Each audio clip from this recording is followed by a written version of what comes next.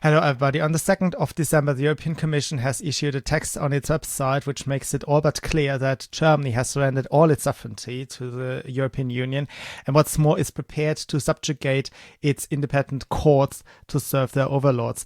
They write that Germany has submitted that it affirms and recognizes the principle of autonomy, primacy, effectiveness and uniform application of union law, as well as the values laid down in Article 2 of the Treaty of the European Union, including the rule of law. Now, including the rule of law sounds very good, and this is the intention and the whole intention of that term in this context, because they mean the exact opposite of the rule of law.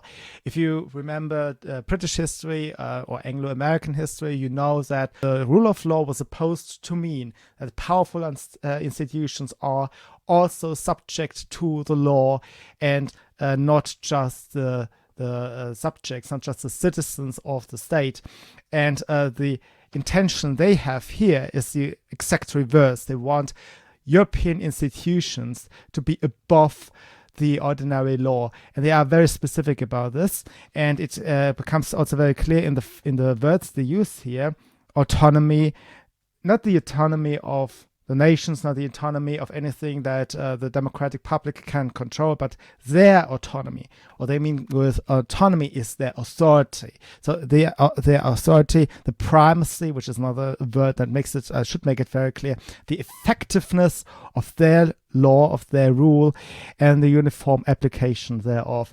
And union law is also a euphemism for their treaties, some backdoor deals that the sovereign had absolutely no control over.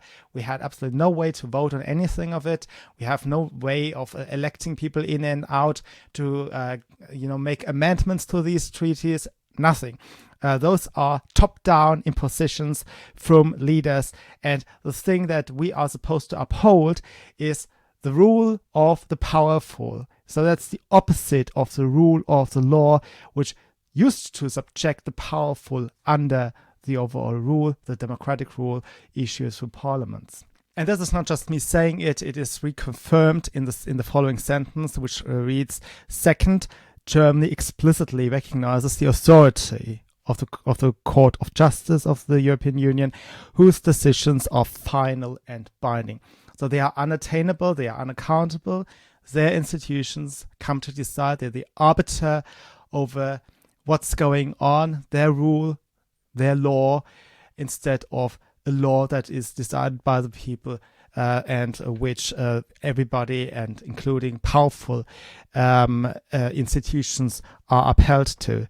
They continue with, it also includes that the legality of acts of union institutions cannot be made subject to the examination by constitutional complaints before German courts, but can only be reviewed by the Court of Justice. If anything I've said so far made you suspicious, maybe I'm just somebody on the internet who's saying wicked stuff, I think that line, which is on their official website, should make it absolutely obvious. So it is that the ordinary courts, neither the ordinary courts nor the constitutional courts of our nation states are supposed to restrict their powers, the powers of the rulers, of the bureaucrats in Brussels. We are not to take to the courts whenever we feel that they are breaking the law. Their legality is never to be questioned. We are assumed to accept that everything they do is legitimate and legal, no matter what, and we have absolutely no recourse whatsoever. The only thing we can call on is their own Court of Justice. They continue with, third, the German government explicitly referring to its duty of loyal cooperation enshrined in the treaties, commits to use all the means at its disposal to avoid in the future a repetition of an ultra vires finding and take an active role in this regard. So what they ask for is that the German government, and what the German government has submitted to, is that the German authorities take an active role and use all means necessary for their loyalty to the European Union overlords. This is a matter of loyalty now only. and no longer the rule of law. It's the rule of loyalty that is replacing the rule of law. It is no longer the accountability of the institutions, of the national institutions, to the voters, to the electorate, to the common people, but the loyalty to the bureaucrats, the overlords in Brussels, is enshrined. And enshrined is the word they actually use here. What are the German institutions supposed to do in loyalty to the European Union? They are supposed to stop all verdicts, or to undermine all verdicts of usually independent courts, of courts that are supposed to be independent. When those courts have the audacity to judge that some actions of these European institutions are ultra vires. Now, what is ultra vires? Ultra vires is Latin for outside their powers. So any power overreach. Ultra means outside, and vis is Latin for power. So everything that is an overreach of power is supposed to be given a pass in the German legal system. We have no recourse to stop power overreach in the future anymore. So this is the complete abolition of anything that you ever thought is democracy. But also, you must know, for Germany, it's specific that you had a witch hunt after everybody who dares to say that we are slipping into a dictatorship. And there was no argument. It was just people who say that we are entering a phase of dictatorship and totalitarianism and tyranny is just evil, and not just evil, but is a Nazi. So the media narrative had been for years that everybody who complains over the lack of democracy and our transition into a dictatorship does so because he wants a dictatorship. It's of course totally counterintuitive, but also, Germans, we didn't have a long time of democratic history. We don't have a gut feeling, and a lot of transgressions are accepted. We are an authoritarian culture first and foremost, unfortunately, and nothing has ever changed. We have not, I repeat, we have not learned from history ever.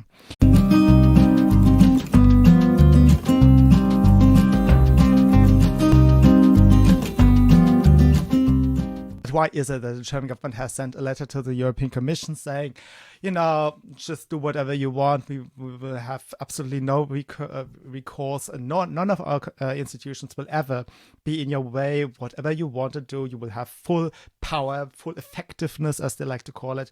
You will have free reign. There will be no accountability to anything you do. You will have the perfect power grab. And the democracy is just abolished. We just don't tell people. We say this is in the sense, this is for the purpose of the rule of law, which is of course, all backwards. Why are they doing this in the first place? And the reason is there was a court struggle between the Federal Court of Germany, the Supreme Court, the Bundesverfassungsgericht, and the European Court of Justice. And that was about the European Central Bank and its bond buying policy.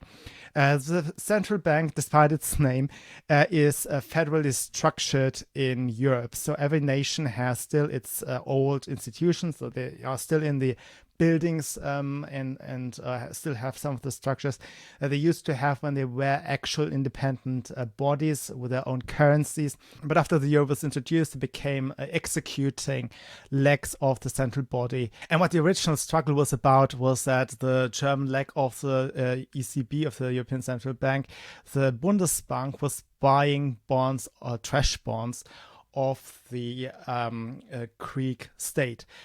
Republic of Greece, right? In order to understand that, you have to understand a little bit about fiat money. There's a lot of half-true information out there because many people are into cryptocurrency right now, many people are into gold right now, and they try to trash fiat money, and they make it sound as if it was just money produced out of thin air, and it is usually not how it's supposed to work.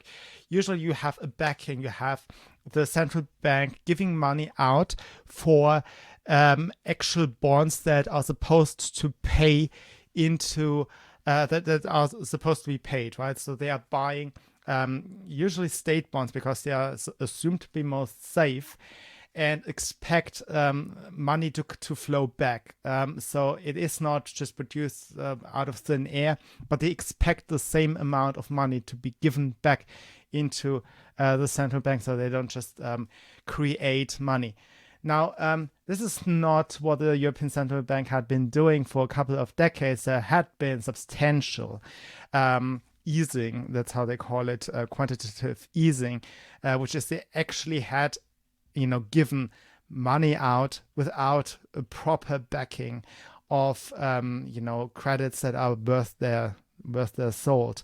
And by increased bonds, for example, which were clear are not substantial, the state of Greece is totally bankrupt, was a matter of actually quantitative easing. Very often when you talk to a bureaucrat or when you talk to a left-winger, he will pretend that debt doesn't matter. And what you hear very often is that they can still get money out of the bond market.